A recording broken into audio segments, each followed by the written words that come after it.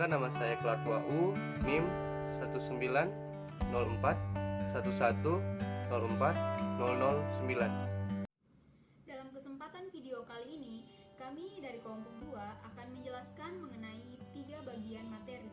Yang pertama, mengenai teknologi komunikasi dalam bidang peternakan. Yang kedua, mengenai penyuluhan dan komunikasi. Dan yang ketiga, mengenai monitoring dan evaluasi. Yang pertama, kita akan membahas mengenai teknologi komunikasi dalam bidang peternakan. Terdiri dari 3 subbagian. Yang pertama, komunikasi kelompok. Komunikasi kelompok adalah komunikasi di mana lawan komunikasi berupa sekelompok orang. Komunikasi kelompok dibagi menjadi 2, yaitu komunikasi kelompok kecil dan komunikasi kelompok besar. Komunikasi kelompok kecil adalah komunikasi di mana komunikannya berupa kelompok orang yang jumlahnya sedikit. Sedangkan komunikasi kelompok besar adalah komunikasi di mana komunikannya berupa kelompok orang yang jumlahnya banyak.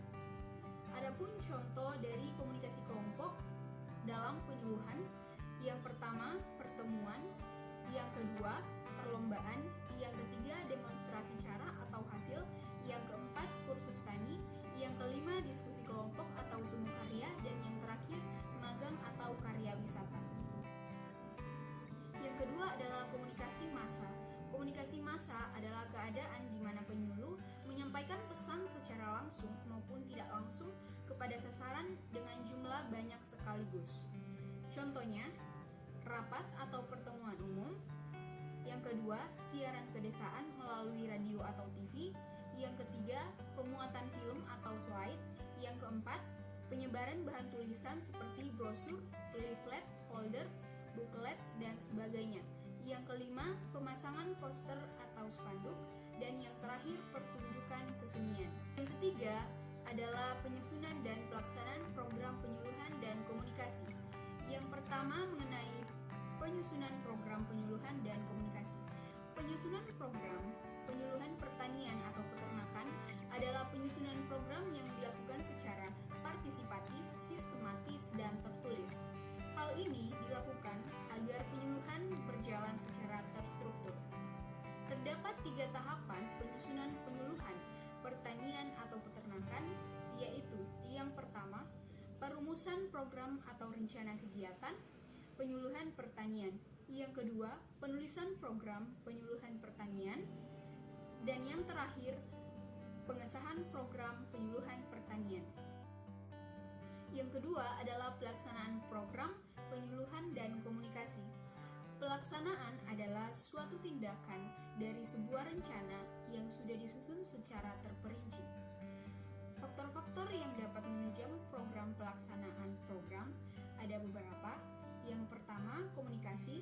Yang kedua, sumber daya. Yang ketiga, disposisi. Dan yang keempat, struktur birokrasi. Adapun faktor lain yang mendukung kegiatan pelaksanaan program penyuluhan dan komunikasi, yang pertama, petugas penyuluh, yang kedua, materi penyuluhan, dan yang ketiga adalah metode penyuluhan. Materi yang kedua adalah penyuluhan dan komunikasi, terdiri dari perencanaan program penyuluhan dan komunikasi. Perencanaan program merupakan suatu proses yang berkelanjutan melalui semua warga masyarakat, penyuluh, dan para ilmuwan memusatkan pengetahuan dan keputusan-keputusan dalam upaya mencapai pembangunan yang maksimal. Manfaat perencanaan program penyuluhan dan komunikasi ada beberapa, di antaranya. Yang pertama, memberikan acuan dalam mempertimbangkan secara seksama tentang apa yang harus dilakukan dan bagaimana cara melaksanakannya. Yang kedua, tersedianya acuan tertulis yang dapat digunakan oleh masyarakat umum. Yang ketiga, sebagai pedoman pengambilan keputusan terhadap adanya usul atau saran penyempurnaan yang baru. 3. Monitoring dan evaluasi. 1. Monitoring. Monitoring merupakan suatu proses yang rutin dilakukan dalam suatu kegiatan penyuluhan. Monitoring meliputi pengumpulan data dan pengukuran kemajuan atas objektif program penyuluhan, atau memantau perubahan yang fokus pada keluaran suatu penyuluhan. Monitoring bertujuan untuk mengumpulkan data dan mengkomplikasikan data, menyediakan umpan balik secara berkelanjutan, mengidentifikasi masalah, dan menentukan apakah kegiatan penyuluhan sudah berjalan sesuai dengan jadwal yang telah ditentukan, dan memastikan bahwa